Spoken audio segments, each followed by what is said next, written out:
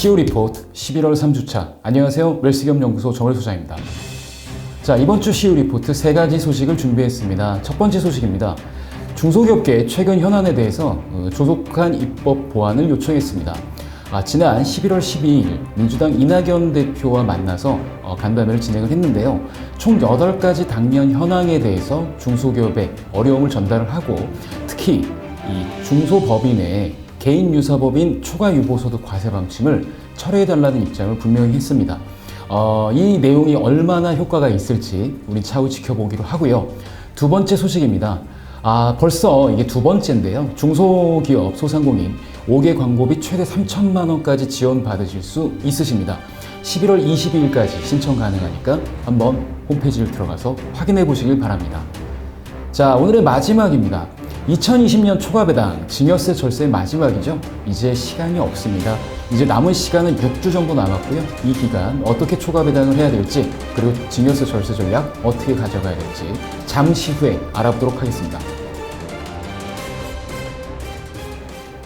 자, 첫 번째 뉴스입니다. 중소기업계는 최근 현안에 대해서 조속한 입법 요청을 하면서 8가지에 대해서 요구를 했습니다. 일단 지금 가장 이슈가 되고 있죠. 중대재해처벌법 제정과 그다음에 사업주 처벌을 강화하는 거에 대해서 반대 입장을 냈습니다. 사실은 우리가 가만 보게 되면 산재 사고가 사실은 사업주 책임으로 100% 돌리기가 좀 어렵죠. 아무래도 근로자들의 부주의로 인한 것도 있을 텐데, 거기에 대해서 사업주 처벌 강화되는 건 너무 과하다는 지적이고요. 두 번째, 공정위 전속고발권 중소 중견기업 현행을 유지해달라고 얘기를 했습니다. 그 다음에 중소법인 초과유보소득 과세 방침 철회해달라고 얘기를 했는데, 자, 이건 제가 보기엔 아주 핵심인 것 같습니다.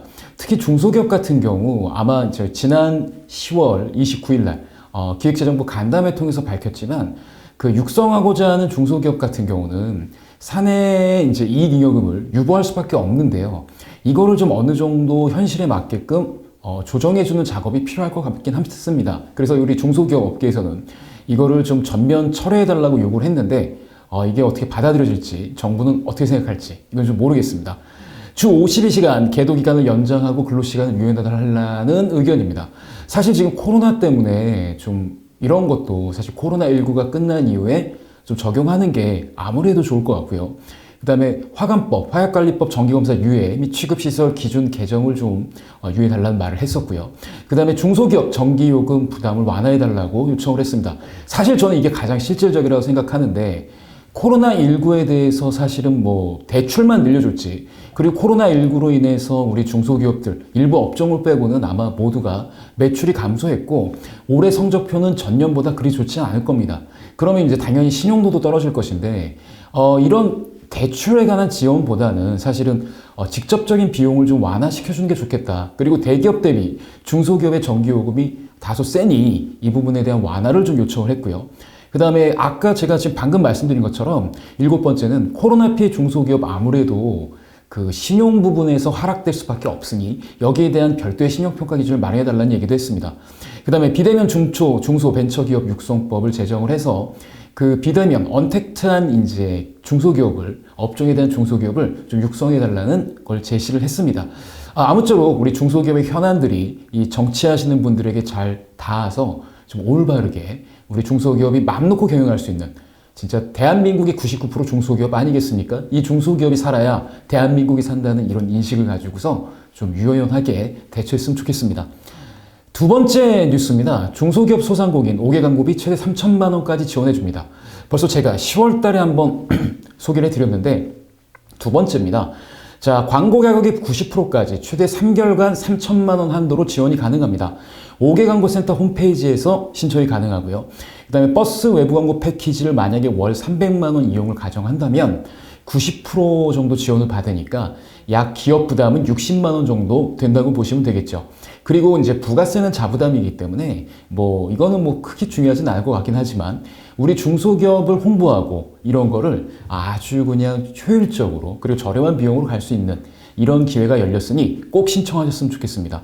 자, 그래서 이제 이 옥상 광고, 교통수단 광고, 벽면 광고, 교통시설 광고, 공공시설, 그 다음에 지주이용 광고 등에 낼 수 있으니까 한번 검토해 보시고요. 자, 오늘의 마지막입니다. 2020년 초과배당 증여세 절세 마지막입니다. 벌써 지금은 11월 3주차입니다. 12월까지 남은 시간이라고는 얼마 남지 않았죠. 대략적으로 6주 정도 남았는데 왜 이제 6주밖에 안 남았냐고 제가 말씀을 드리냐면 2020년 12월 30일이 지나면 초과배당이 증여세와 배당소득세가 동시에 부과되는 걸로 이제 바뀌게 됩니다.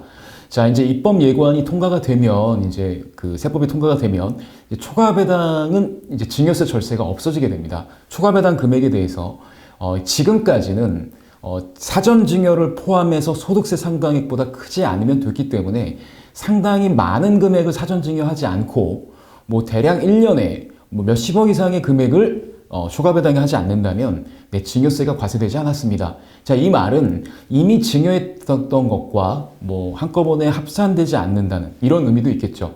사실은 증여세 절세의 가장 중요한 점은 이미 다른 증여와 포함되지 않고 배당소득세를 과세하는 게 상당히 절세 포인트입니다.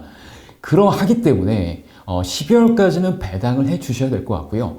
아직도 주식을 증여하지 않으신 분이 계시다면 꼭 기억하십시오. 8월을 기준으로 주식을 증여하시고 11월 말에 주식 증여 신고를 하십시오. 배우자에게는 6억까지 증여재산 공제가 적용되고 직계 자녀들에게는 성년 자녀에게는 5천만 원, 미성년 자녀에게는 2천만 원, 그리고 기타 친족에게는 1천만 원까지 증여세를 내지 않는 범위에서 재산 주식을 증여할 수 있으니까, 물론 10년 합산입니다. 할 수 있으니까 먼저 주식을 증여하시고요. 8월 달 기준으로 증여를 하시면 될 것 같습니다. 그럼 평가일을 8월 1일이나 8월 말일자로 잡으시면 좀 편하겠죠.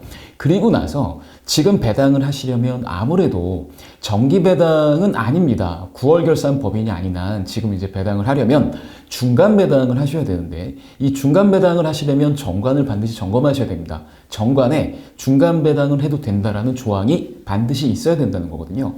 그 다음에 주주총회를 통해서 이제 배당을 진행을 하셔야 될 텐데, 그때 중간 배당을 하기 때문에 배당 기준이라든가 중간 배당 이 기준일, 여기에 대한 정관 내용들을 꼼꼼히 체크하신 후에 현금을 자녀에게 지급해 주시면 되겠습니다.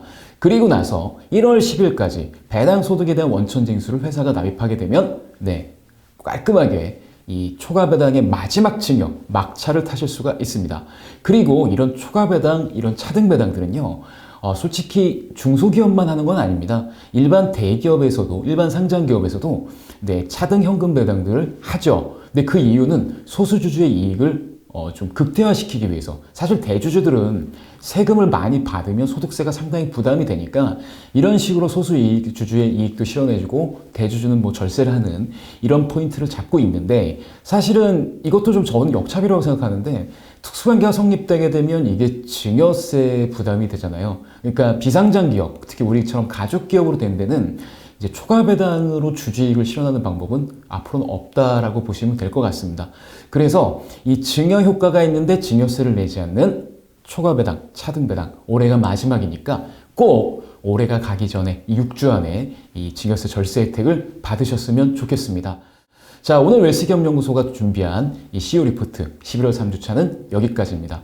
항상 좋아요, 구독, 그리고 알림 버튼 눌러주시면 저희에게 작은 힘이 될 것 같습니다. 좀 더 좋은 내용으로 다시 찾아뵐 것을 약속드리면서 오늘은 여기서 마무리하겠습니다. 안녕!